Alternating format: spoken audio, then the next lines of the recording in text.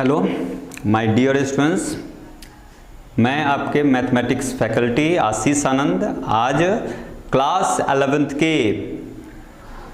11th में हम लोग कोऑर्डिनेट ज्योमेट्री के इंट्रोडक्शन पार्ट को देखेंगे। इससे पहले मैं आपको बता दूं कि अभी वर्तमान में जो सिचुएशन है उसमें ऑनलाइन माध्यम से ही पढ़ाई करवाई जा सकती है। जब आपके क्लासेस रेगुलर वे में चलेंगे तो फिर आपके ऑफलाइन क्लासेस फिर स्टार्ट हो जाएंगे, जिसमें फेस टू फेस हम लोग रूबरू होंगे। तो आज जैसा कि हम बता दें कि जो भी आपके कोऑर्डिनेट ज्योमेट्री के इंट्रोडक्शन पार्ट होंगे, ये वीडियो सभी स्टूडेंट्स के को फ्री में दिखेंगे, लेकिन इसके बाद जितने भी वीडियो होंगे इंट्रोडक्शन के बाद के जो भी वीडियो, वो आपको फ्री में नहीं दिखेंगे। तो कहीं ना कहीं आपको अगर पढ़ाई करने हैं तो आपको कोचिंग के साथ जुड़ने होंगे, और अभी एक छोटा सा अमाउंट जो 2000 रुपया का है वो 2000 रुपया आपको जमा आकर करने होंगे। जब आप करेंगे तो आप कोचिंग के टेलीग्राम ग्रुप या व्हाट्सएप ग्रुप से आपको जोड़े जाएंगे, और वीडियो के वीडियो जो भी कोचिंग के द्वारा वीडियो बनाए जाते हैं वो वीडियो आपके पास होंगे, जिससे आप अच्छे तरह से पढ़ सकेंगे। अगर जैसा कि आप इस कोचिंग के विद्यार्थी हैं तो आपको ये पता होगा कि यहाँ जैसी एक्सरसाइज खत्म होंगे तो एक्सरसाइज खत्म होने के बाद आपके टेस्ट ऑर्गेनाइज होंगे, वो भी फिलहाल ऑनलाइन माध्यम से ही होंगे या तो ऑफलाइन माध्यम से होंगे। तो बारी बारी से कुछ विद्यार्थी को टेस्ट के लिए बुलाए जाएंगे। तो वो तो स्थिति परिस्थिति तब निर्भर करेंगी जब कोऑर्डिनेट ज्योमेट्री का जो फर्स्ट लेसन हम लोग कंप्लीट करेंगे, जो स्ट्रेट लाइन है। इसमें बहुत सारे चीज पढ़ने हैं, ये मत समझिएगा कि कोऑर्डिनेट ज्योमेट्री जो हमने 9th और 10th में पढ़ा है बस उतना ही। इसमें बहुत सारे चीज पढ़ने हैं, जिसमें आपको स्ट्रेट लाइन में बहुत सारे चीज को हम पढ़ेंगे, साथ ही साथ parabola, hyperbola, circle, okay, conic section, इन सभी चीजों को जो नए चीज हैं उस सभी चीजों को हम लोग बारी बारी से अध्ययन करेंगे। अगर वीडियो में जो भी आपको वीडियो के माध्यम से पढ़ाए जाएंगे, आपको होमवर्क भी मिलेगा, जो कि आपको पीडीएफ पेज आपके पास सेंड किए जाएंगे, और वह वीडियो जो भी आपको होमवर्क कोचिंग के द्वारा दिए जा रहे हैं उन सभी होमवर्क को उसी दिन कंप्लीट कर लेना है, ताकि नेक्स्ट डे जब आपसे प्रश्न पूछा जाए, आपको कोचिंग की तरफ से कॉल भी जाएंगे जिसमें आपको प्रश्न पूछे जाएंगे, तो आपको आंसर देने होंगे, नहीं तो आपके गार्जियन को कंप्लेन जाएंगे।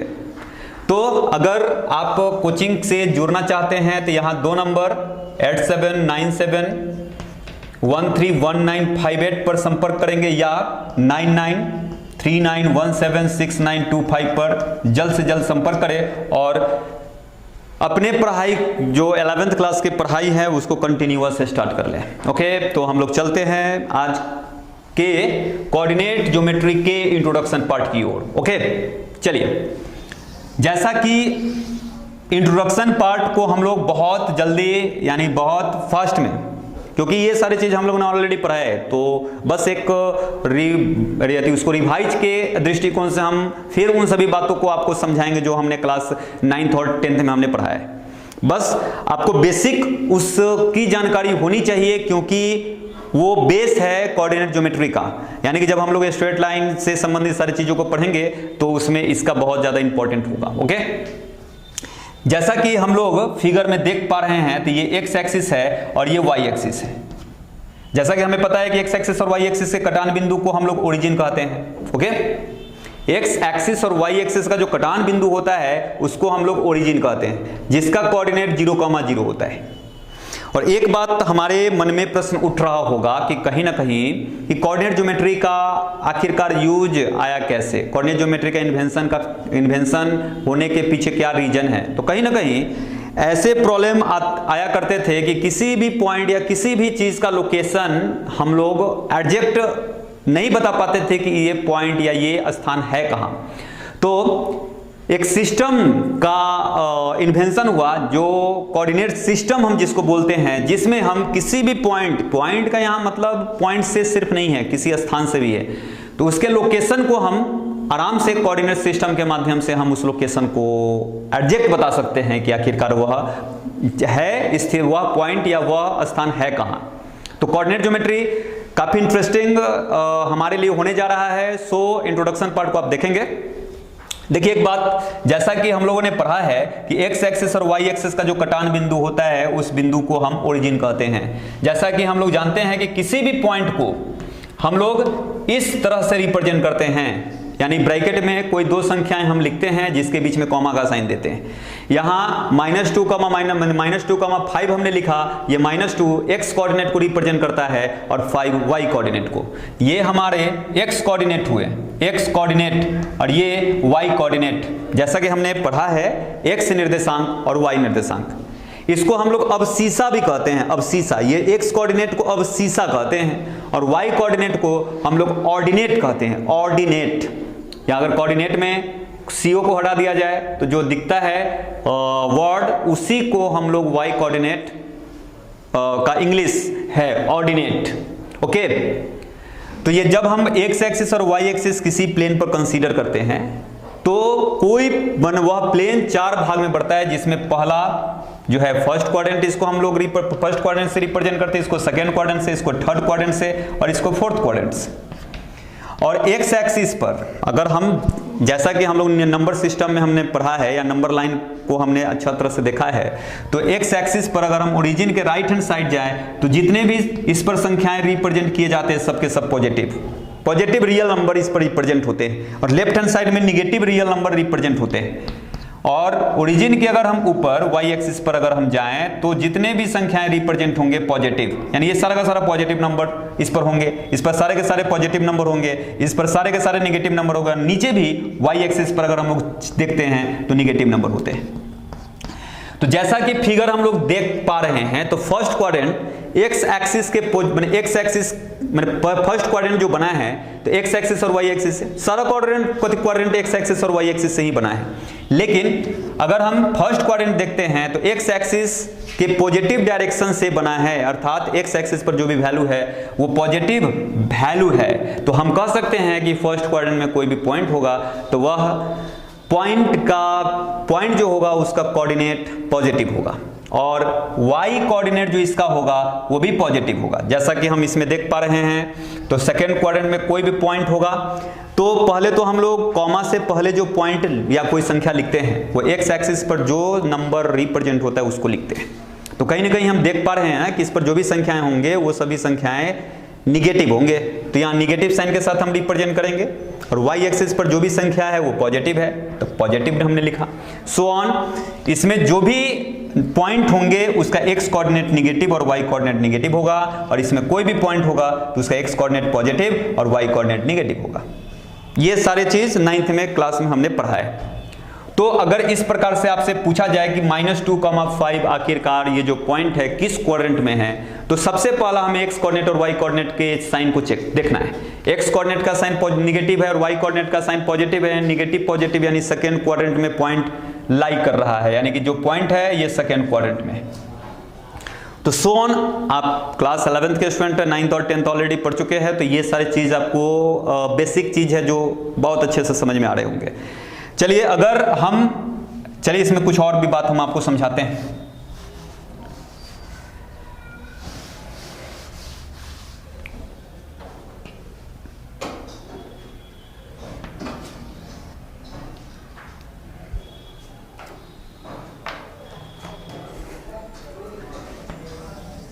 ये हमारे y एक्सिस हुए, ये x एक्सिस हुए। अगर हम इस पर कोई पॉइंट 2,3 रिप्रेजेंट करते हैं, इसका क्या मतलब? या मान लीजिए कि 3,2 रिप्रेजेंट कर रहे हैं, लिखने के लिए कुछ भी लिखा जा सकता है, तो इसका क्या मतलब?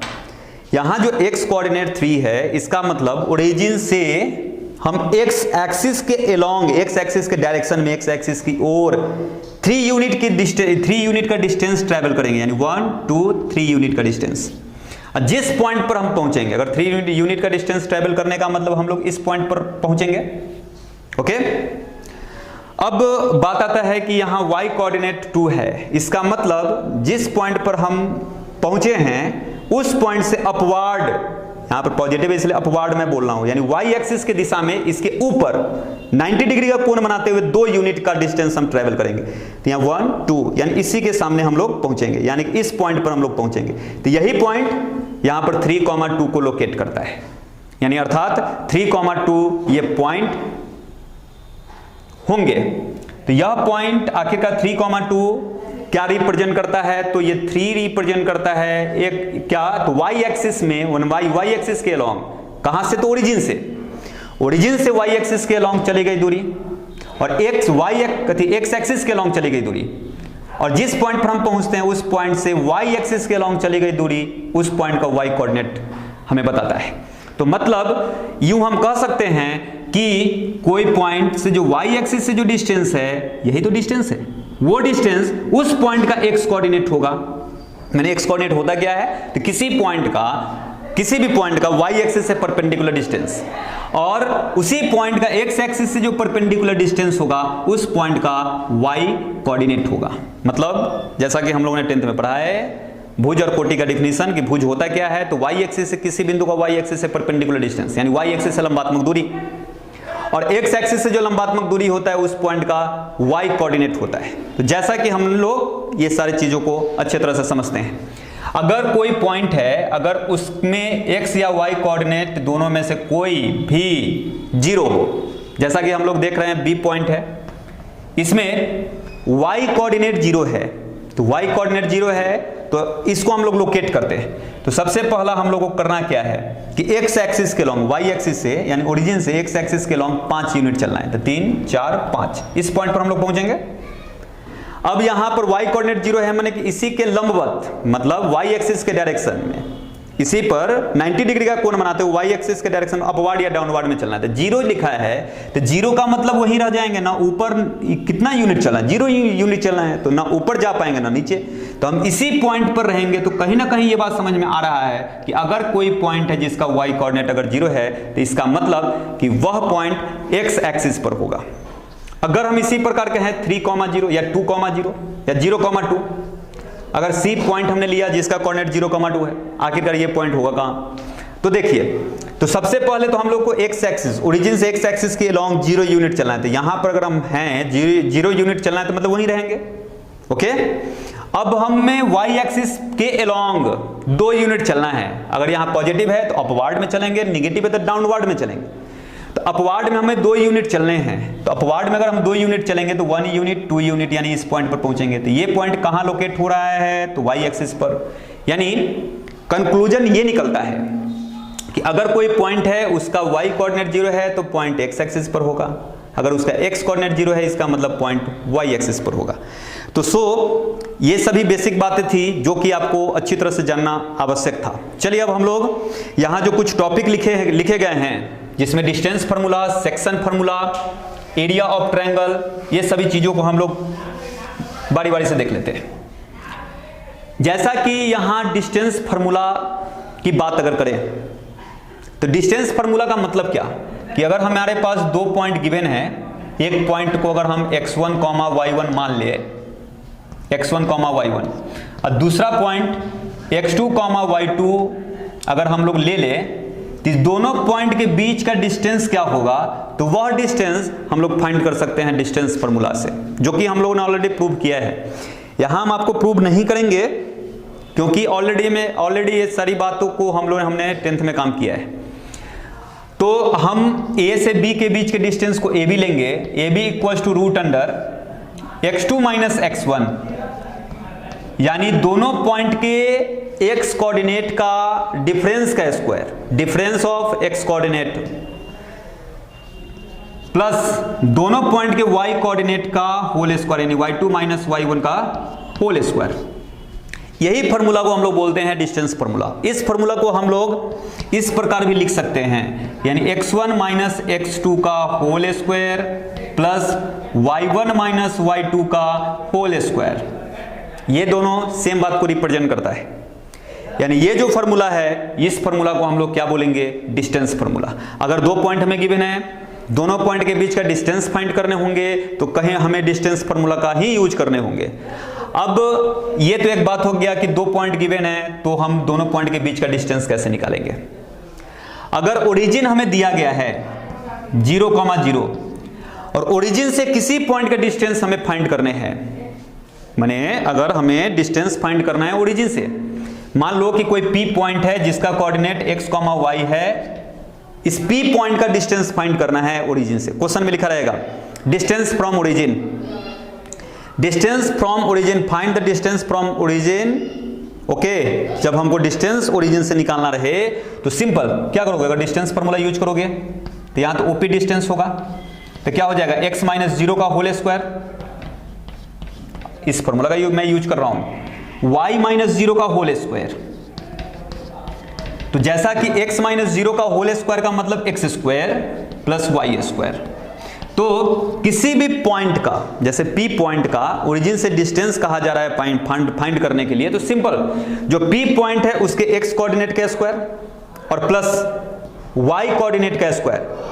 एग्जांपल के थ्रू अगर हम लोग देखें, मान लो तो क्वेश्चन में आपसे कहा जाए कि 5,2 का ओरिजिन से डिस्टेंस फाइंड करें, तो सिंपल डिस्टेंस फ्रॉम ओरिजिन लिख लेंगे, क्या होगा रूट अंडर जो पॉइंट का ओरिजिन से डिस्टेंस फाइंड करना है तो उस पॉइंट के x कोऑर्डिनेट का स्क्वायर प्लस y कोऑर्डिनेट का स्क्वायर, 5 का स्क्वायर 25 और 2 का स्क्वायर 4, ये हमारा रूट अंडर 29 यूनिट हो गया। ये डिस्टेंस हो गया कहां से, तो उस पॉइंट का ओरिजिन से।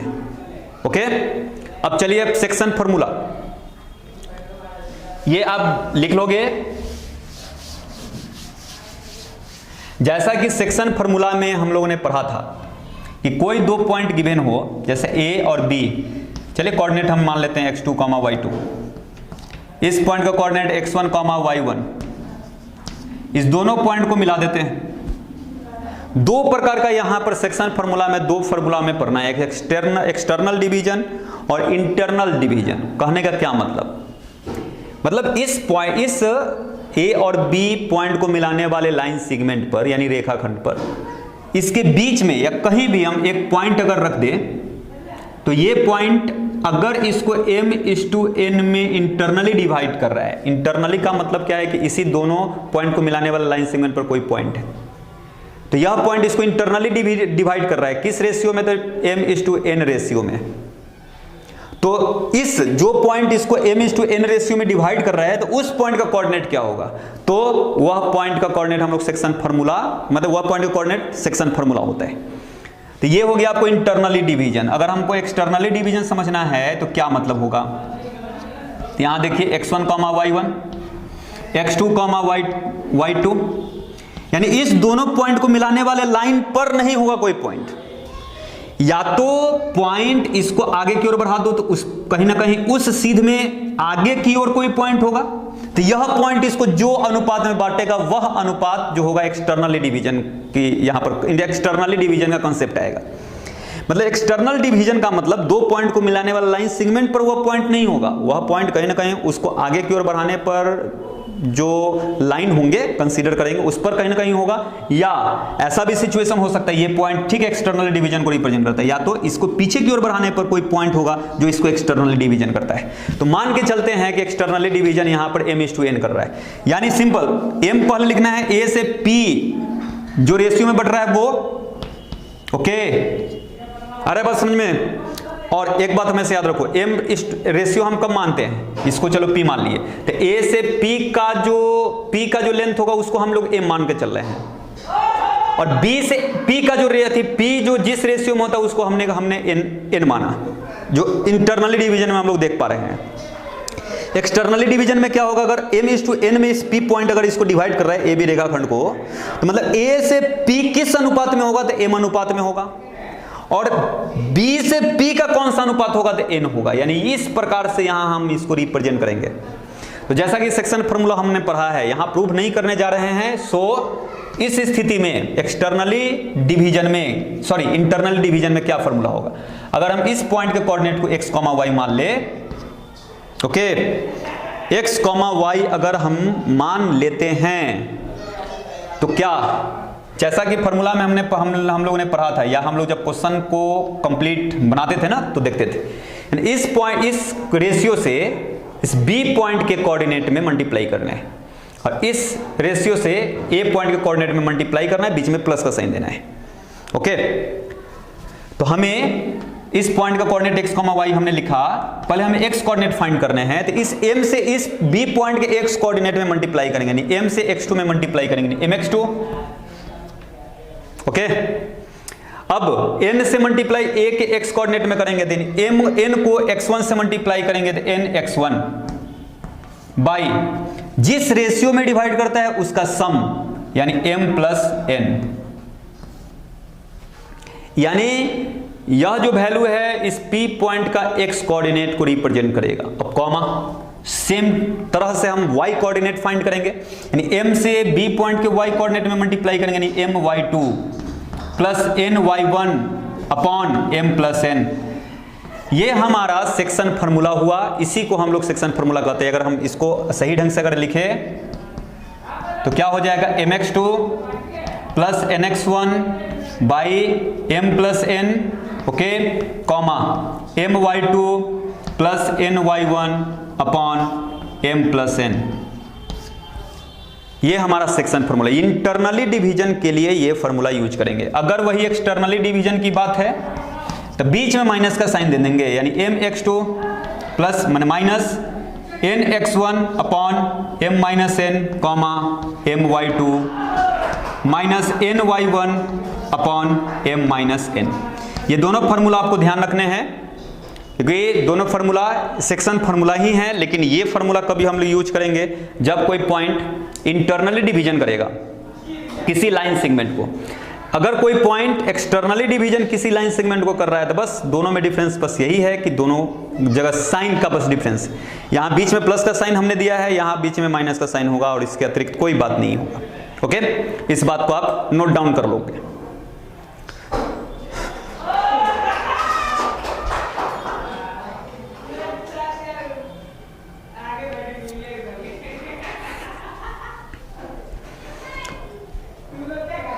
चलिए अब हम लोग आगे देखते हैं। अब इसमें हम लोग को एरिया ऑफ ट्रायंगल पढ़ना है। नहीं, इसमें एक और चीज समझना है, मध्य बिंदु का निर्देशांक यानी मिड पॉइंट का कोऑर्डिनेट कैसे निकलेगा। मिड पॉइंट का मतलब क्या कि कोई दो लाइन सिंग माने दो पॉइंट है, एक का कोऑर्डिनेट x1, y1 है, दूसरे का कोऑर्डिनेट x2, y2 है। अगर इसके मध्य में यानी कि बीच में एक पॉइंट कोई P है जिसका कोऑर्डिनेट x, y हमने माना, तो इस P पॉइंट का जो वैल्यू होगा वह माने उस इस P पॉइंट का जो कोऑर्डिनेट हम लोग फाइंड करेंगे तो वह मिड पॉइंट का कोऑर्डिनेट हो जाएगा, यानी मिड पॉइंट के लिए फॉर्मूला हो जाएगा। तो क्या हो जाएगा, सिंपल, मिड पॉइंट में है तो सिंपल बात है 1:1 में डिवाइड करेगा। ये लेंथ और ये लेंथ इक्वल है तो अनुपात में लिखो, अगर यहां से यहां तक 5 है, यहां से यहां तक भी 5 है तो 5/5। सोच लो, अनुपात का मतलब यही होता है, कैंसिल आउट हो जाएगा तो 1:1 में डिवाइड करेगा 1:1 में। यानी इस फार्मूला में आपको जहां भी m है वहां 1 डालना है, n के जगह पर भी 1 डालना है। तो सोचो फार्मूला क्या बन जाएगा, x2 m 1 into x2, 1 into x2 means x2, 1 into x1 मतलब x1 upon m plus n यानी 1 प्लस 1, m का वैल्यू 1, n का वैल्यू भी 1 तो 1 प्लस 1 2, y2 चेक कर लो y1/2, यानी इस फार्मूला को हम लोग बोलते हैं मिड पॉइंट फाइंड करने के लिए फार्मूला। कोई लाइन दो पॉइंट दिया है उसका मिड पॉइंट का फार्मूला अगर फाइंड करना है तो हम लोग इस फार्मूला का यूज करेंगे, ओके। चलिए अब हम लोग नेक्स्ट, अब area of triangle.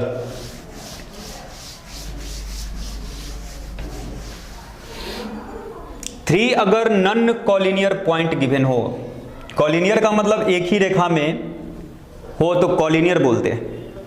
Non collinear का मतलब अगर तीन पॉइंट अगर एक ही रेखा में ना हो, माने कि तीनों पॉइंट से होकर एक स्ट्रेट लाइन नहीं गुजार सकते हो, तो नॉन कॉलिनियर पॉइंट। अगर एक पॉइंट के कोऑर्डिनेट को अगर हमने ए माना, ए हम उसको रिप्रेजेंट ए पॉइंट ए से कर रहे हैं उसके कोऑर्डिनेट पॉइंट को, इसका कोऑर्डिनेट x1, y1 है। बी हमने एक पॉइंट को बी लिया जिसका कोऑर्डिनेट x2, y2 है। एक हमने सी लिया जिसका कोऑर्डिनेट x3, y3 है। तीनों को अगर हम एक दूसरे से मिला देते हैं तो जो हमारे पास सामने फिगर दिख रहा है वो ट्रायंगल है। इसका एरिया हम लोगों ने एरिया का फॉर्मूला पढ़ा है, area of triangle ABC 1/2 mod of x1 y2 minus y3 plus x2 y3 minus y1 plus x3 y1 minus y2, इस फॉर्मूला का हम यूज करेंगे। तो ये जो फॉर्मूला है एरिया ऑफ ट्रायंगल को रिप्रेजेंट करता है। मतलब कभी भी 3 अगर पॉइंट गिवन हो और हम उस पॉइंट से एक ट्रायंगल फॉर्म हो रहा हो तो उस कंडीशन में उस ट्रायंगल का एरिया हम इस फार्मूला का यूज करके निकालेंगे। यानी इस फार्मूला को हम बोलते हैं एरिया ऑफ ट्रायंगल, यानी ये फार्मूला है किसी भी ट्रायंगल का एरिया निकालने का। ओके, तो इन सभी बातों को आप लिख लोगे।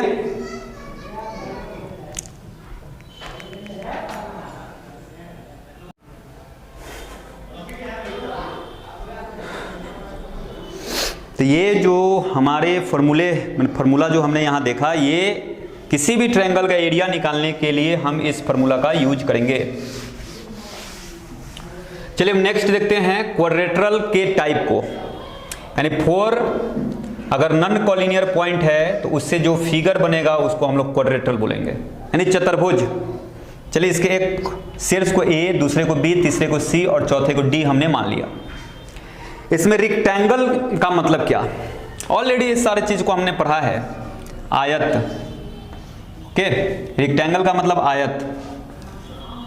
अगर हमें 4 कोऑर्डिनेट गिवन है तो आखिरकार वो आयत बनाएगा या नहीं, वह चतुर्भुज आयत होगा कि नहीं, ये चेक करने के लिए हमें करने क्या होंगे, ये जो डिस्टेंस फाइंड करना होगा। अगर ABCD हमने यहां माना तो सबसे पहले आप AB का डिस्टेंस निकाल लीजिए। अगर AB का डिस्टेंस CD के इक्वल है, AD का डिस्टेंस BC के इक्वल है, साथ ही साथ तीसरी बात इसको हम लोग बोलते हैं डायगोनल। AC अगर बराबर है BD के तो हम कहेंगे कि गिवन फिगर यानी कि जो गिवन क्वाड्रेटर है वो रेक्टेंगल है। ओके, यानी कोई क्वाड्रेटर रेक्टेंगल तब होगा जब उसका अपोजिट साइड, मतलब AB और CD यहां पर फिगर के अकॉर्डिंगली अपोजिट साइड है, ये इक्वल होना चाहिए, ये साइड के इक्वल होना चाहिए, साथ ही साथ इसका हाइट माने इसका डायगोनल इक्वल होना चाहिए। यानी AC का लेंथ और BD का लेंथ अगर इक्वल होता है तो ये जो क्वाड्रेटरल है रेक्टेंगल होगा। चलिए अब हम लोग बात करते हैं स्क्वायर का। जो B हमने यहां पर स्क्वायर लिखा है उसको समझते हैं। कोई क्वाड्रेटरल को स्क्वायर होने के लिए इसका चारों साइड का लेंथ इक्वल होना चाहिए। मींस क्या होना चाहिए, तो AB इक्वल टू BC, यही होना चाहिए बराबर CD के, यही बराबर होना चाहिए AD के। अच्छा, मेरे पास अगर चारों पॉइंट के कोऑर्डिनेट गिवन हो तो हम AB का लेंथ निकाल सकते हैं डिस्टेंस फार्मूला का यूज करके, BC का लेंथ निकाल सकते हैं उसी का यूज करके, CD का लेंथ निकालेंगे, AD का लेंथ निकालेंगे, चारों बराबर हो। चारों बराबर होने के बाद हमें यह भी चेक करना है कि AC और BD का लेंथ बराबर है। अगर AC का लेंथ बराबर है BD के लेंथ के तो हम कहेंगे कि जो गिवन क्वाड्रेटरल है, यानी जो पॉइंट जो 4 दिया गया है उससे एक स्क्वायर फॉर्म होता है, यानी कि वर्ग बनता है। अब हम लोग बात करेंगे पैरेललोग्राम का, इसको समानांतर चतुर्भुज कहते हैं। तो सेम बात यहां भी होगा, जो रेक्टेंगल में होता है लेकिन थोड़ा सा डिफर होगा। यहां पर अपोजिट साइड इक्वल होगा, यानी AB इक्वल टू CD। दूसरा बात AD इक्वल टू BC होगा, AD इक्वल टू BC, और इसमें इसका डायगोनल इक्वल नहीं होगा। देखो इस दोनों में बेसिक डिफरेंस यही है, यहां डायगोनल इक्वल होता है AC equal to BD, but here AC is not equal to BD। अगर ये कंडीशन फॉलो करता है कोई क्वाड्रेटरल, उसका जो क्वाड्रेंट माने 4 जो पॉइंट है उसका क्वाड्रेंट जो दिया गया है, अगर ये पॉइंट माने इस बात को फॉलो करता है तो उस क्वाड्रेटरल को हम बोलेंगे कि पैरेललोग्राम है। ओके, चलिए नेक्स्ट, अगर हम रोम्बस की बात करें तो रोम्बस में क्या होगा, ABCD अगर एक रोम्बस है तो मतलब AB equal to BC equal to CD equal to AD होगा, और साथ ही साथ AC का लेंथ बराबर नहीं होगा BD के लेंथ के। इसको हिंदी में हम लोग बोलते हैं सम चतुर्भुज, इसको हिंदी में बोलते हैं समानांतर चतुर्भुज, इसको हिंदी में बोलते हैं वर्ग, इसको हिंदी में बोलते हैं क्या, आयत। तो फर्स्ट चैप्टर के लिए इंट्रोडक्शन पार्ट हमने देखा। अब आपको आज PDF का एक पेज जाएगा जिसमें आपको होमवर्क दिए जाएंगे, उस होमवर्क को आप आज या कल सुबह में कंप्लीट कर लोगे। ओके, आज का वीडियो यहीं समाप्त होता है, फिर हम लोग नेक्स्ट वीडियो में मिलते हैं। ओके, थैंक यू बच्चों। तो यहाँ देखता भी है कि नहीं रहे?